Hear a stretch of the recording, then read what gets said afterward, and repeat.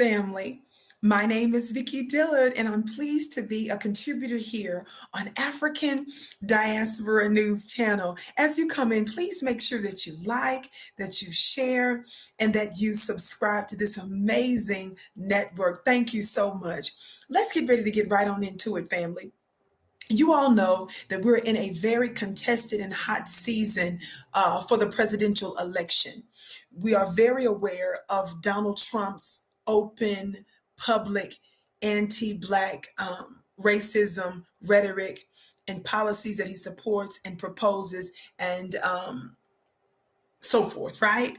But we also understand very much that on the Democratic side, that Joe Biden is certainly no friend to Black society. We understand that he was indeed the craftsman, the mastermind behind the devastating 1994 crime bill that destroyed so many Black families. And we're going to hold him accountable for that because he has not substantively addressed those things. And he certainly isn't talking about cutting us the check that America owes us for reparations, which we are demanding.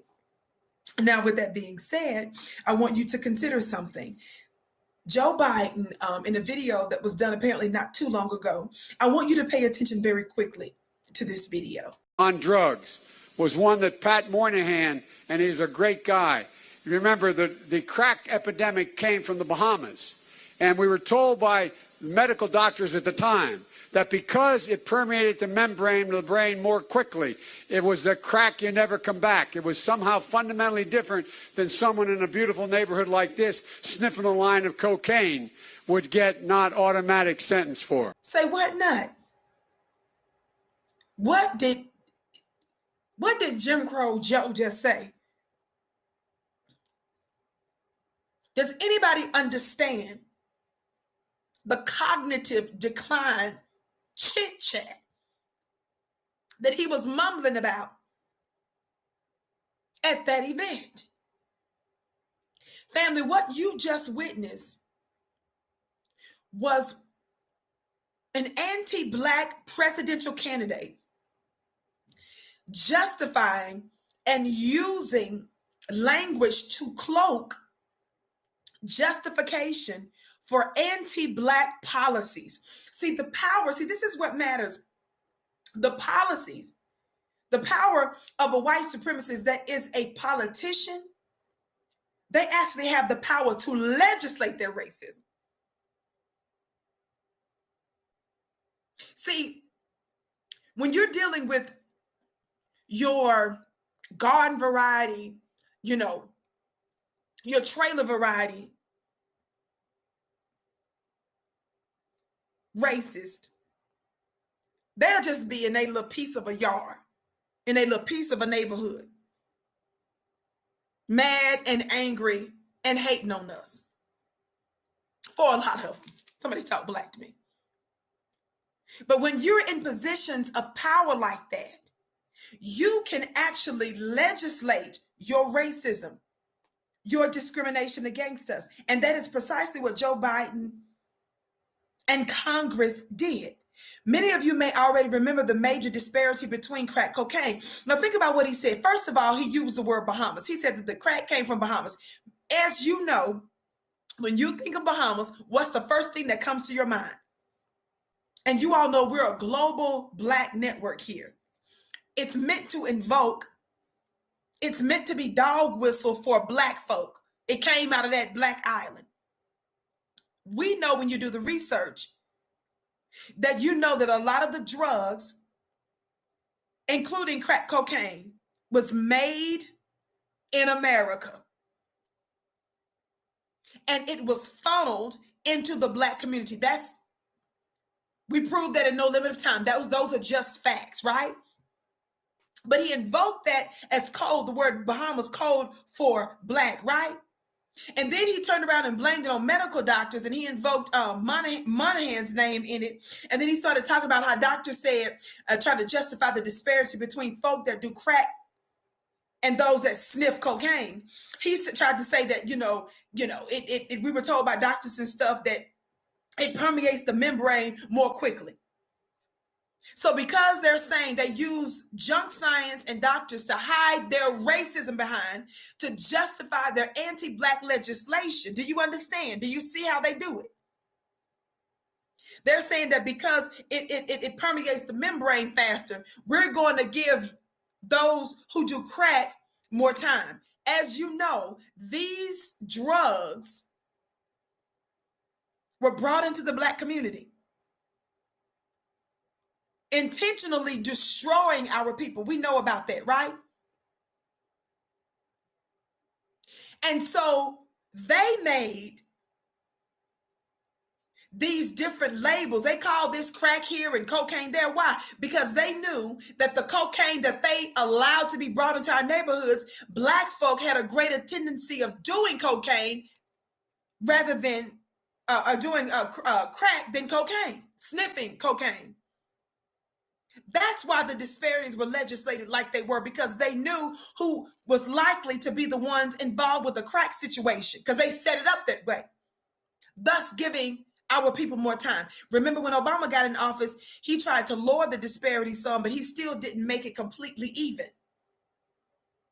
We know that a lot of times you find white folk, and particularly more wealthier middle class and up white folks, that tend to be the ones sniffing cocaine a lot more. That's the reason why if they got busted, their sentencing and jail time was much, much less. So he's sitting here trying to justify it in that manner, talking about how the crack permeated the membrane faster. Family, this is a game. This is a finesse. And they're thinking that Black folks are going to remain just as ignorant and unsophisticated and as emotional about power and politics as we've been for so many years. But it's a new day, baby. Thank God for networks like this that's busting and exposing these tricks against us, and we're not falling for it. Our vote is for sale. We are demanding quid pro quo. We're demanding something for our vote. We're owed reparations. Reparations is not some altruistic, philanthropic act of Congress. It's a bill. It's a justice claim. You stole labor. You raped for the labor. You exploited for the labor, and you destroyed, you murdered for the labor. And you built the most powerful and the most wealthiest country on the planet because of that labor that has remained unpaid for hundreds of years. You owe us. And the fact that they can make everything else a priority over this lets you know just how deeply disturbed they are. But they think we're playing, and we're not, baby. Democrats, all we have for you. And somebody put these emojis in the chat. Put an emoji of a clock or a watch in the chat. We want the Democrats to know that time is of the essence. So while you talking to us, demanding that we get out there and vote and put our lives on the line, it's in your best interest to hurry up and get a Black economic policy and then come talk to us, and we'll see about what we're going to do. You can play if you want to. And notice how Joe Biden said also in the video about the beautiful neighborhood that he was in, like that, where they were doing cocaine. Beautiful meaning where white people live. Are you picking up the code with Joe? See, the reason why his campaign doesn't want him to do any interviews or talk, because he's going to be himself. The last thing the Democratic Party wants Joe Biden to do is to be himself, because Joe Biden is an open anti-Black, racist, bigot, and white supremacist. Period, point blank, end of story. That's a shame. But that's who Joe Biden is. I was remembering another quote that he made some years ago as a younger politician, when he was warning that without, quote unquote, orderly integration, remember he was talking about busing and stuff, without orderly integration, that his children, of course he's Caucasian, his children would grow up in, quote, a racial jungle, with tensions being so high that it's going to explode at some point. Listen to the language that he uses when he's discussing Black folks, a racial jungle. He's making us everything other than human. And see, when white folk get ready to act on us, what they do to justify their oppression against us is they make you other than human. You remember other clips in the past where Joe Biden was on the floor in Congress and he too called us predators. He said, without conscience.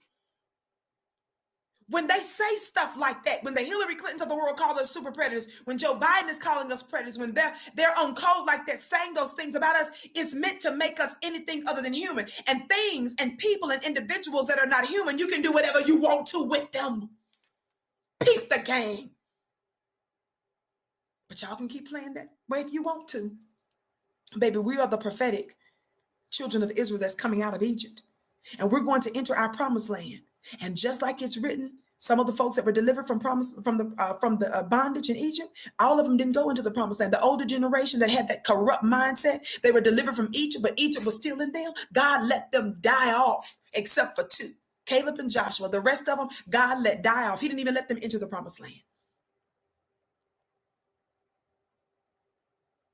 But as they were exiting,